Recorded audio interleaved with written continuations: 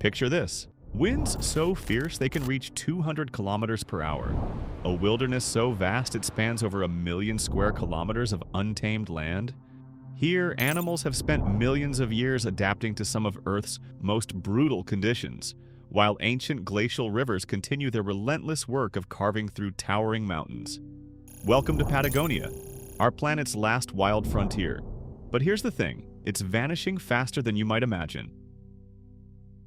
Patagonia sits at the southern tip of both Argentina and Chile, stretching from the Colorado River in the north all the way down to the Strait of Magellan in the south. Covering 1,043,076 square kilometers, larger than Egypt and Turkey combined, this vast wilderness is home to just 2 million people, making it one of the least populated regions on Earth, with only 1.9 people per square kilometer.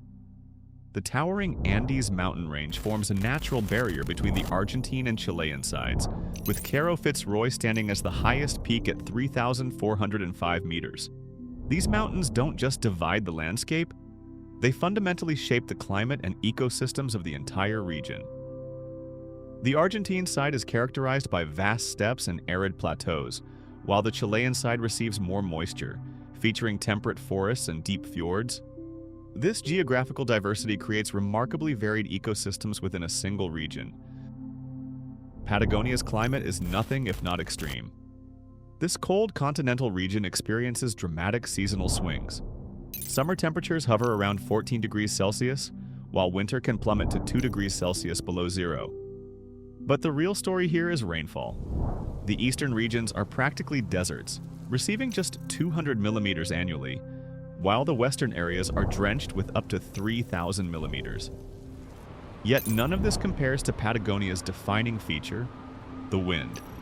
We're talking about some of the most relentless winds on the planet. These westerly giants average 40 kilometers per hour on a calm day, regularly surge past 100 kilometers per hour, and during storms, they can end up bending 200 kilometers per hour. What creates these monster winds?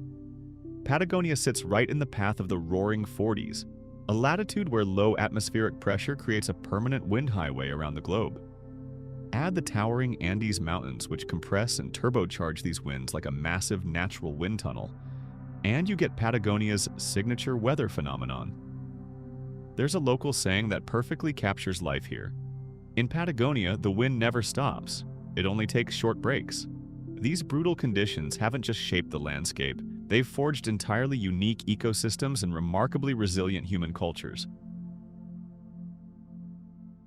Patagonia hosts the third largest concentration of ice outside the polar regions, divided into two main ice fields.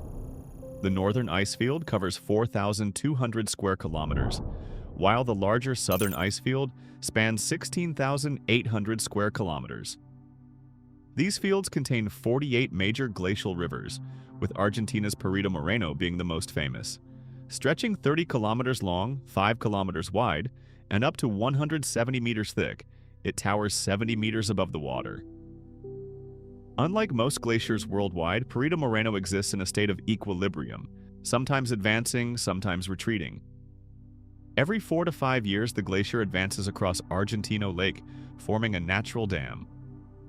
Water accumulates behind the ice for months until the pressure becomes too great, and the dam collapses in a spectacular event.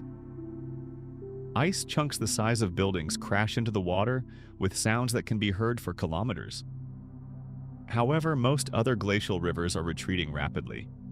The Uppsala Glacier has retreated 60 kilometers since 1940, while the Spagazzini Glacier has pulled back 25 kilometers in the same period. The rate of retreat is accelerating with rising temperatures. This retreat has serious consequences.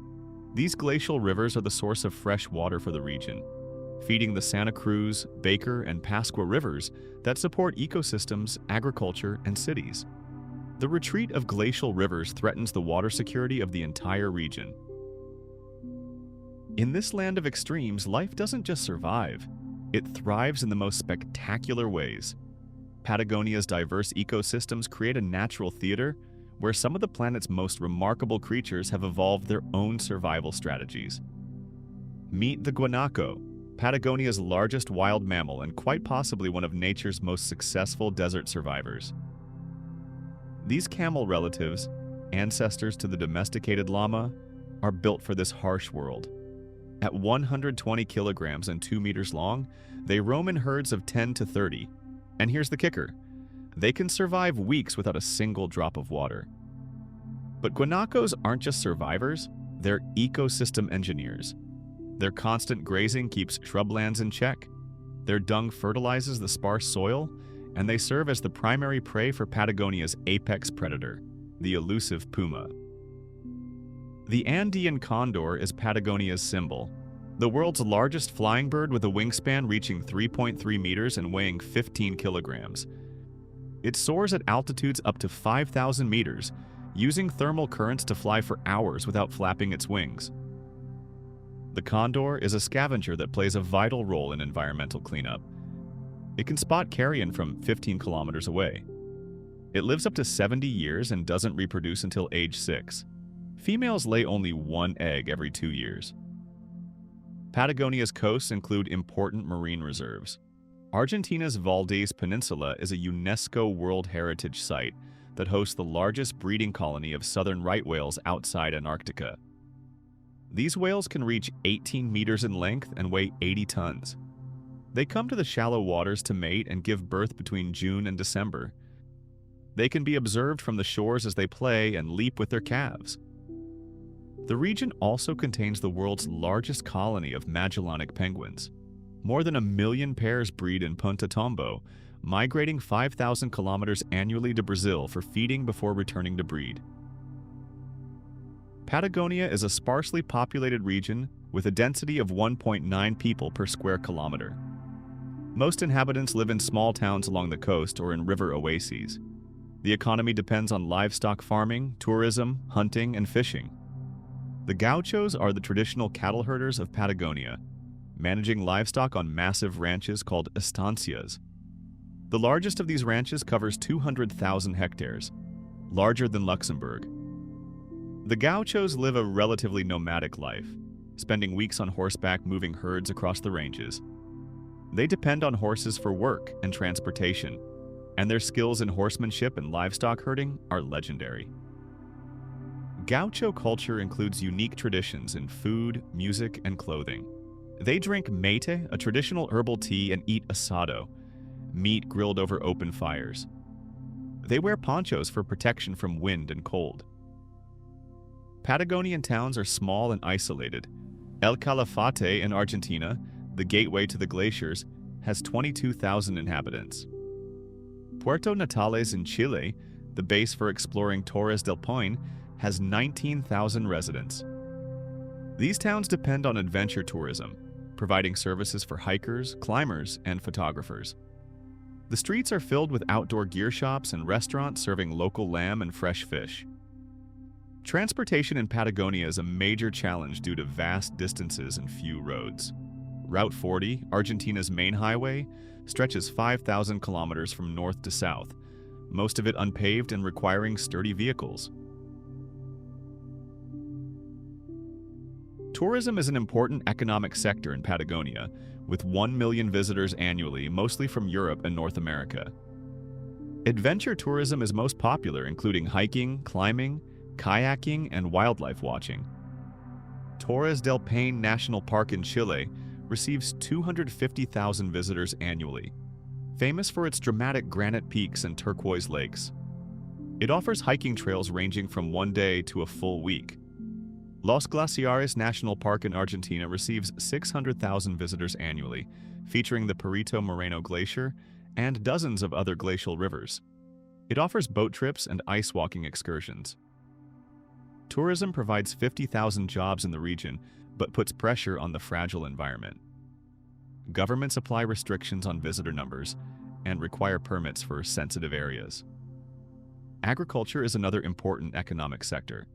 Patagonia raises 15 million sheep and 3 million cattle, producing high-quality wool exported worldwide. Patagonian lamb is renowned for its quality. Marine fishing is important along the coast, with Patagonia producing salmon, farmed salmon, and prawns. Chile's salmon industry is the world's second largest after Norway. Patagonia faces increasing environmental challenges, with climate change being the greatest.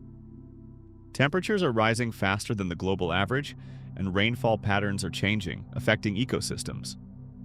The retreat of glacial rivers affects water resources. Regional rivers are experiencing flow changes. Some dry up in summer, affecting wildlife and agriculture. Mining poses another threat. Patagonia contains deposits of gold, copper, and coal. Mining companies are pressuring to extract these resources, while local communities resist, fearing pollution. Overgrazing is degrading rangelands. Sheep eat plants down to the roots, causing desertification. 30% of Patagonian rangelands are degraded, reducing the land's ability to support wildlife. Invasive species are an increasing threat. European rabbits, deer, and farmed salmon compete with native species. Some of these species radically alter ecosystems.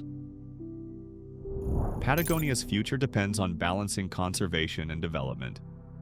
Population and economic growth increase pressure on natural resources, while climate change poses new challenges requiring rapid adaptation. Sustainable tourism offers a model for environmentally friendly development, but requires careful management to avoid overuse. Governments are developing comprehensive management plans for tourist areas. Technology offers new solutions. Renewable energy reduces dependence on fossil fuels, while remote monitoring technologies help protect remote areas. International cooperation is essential for protecting Patagonia. Argentina and Chile work together on cross-border conservation projects, while international organizations provide funding and technical expertise. Patagonia isn't just another dot on the map. It's a living testament to the wild heart of our planet. This is where we can still witness nature operating on its own terms, where ancient glaciers continue their million-year journey to the sea, and where evolution has crafted some of the most extraordinary survival stories on Earth. But here's the reality check. We're living through a pivotal moment in Patagonia's history.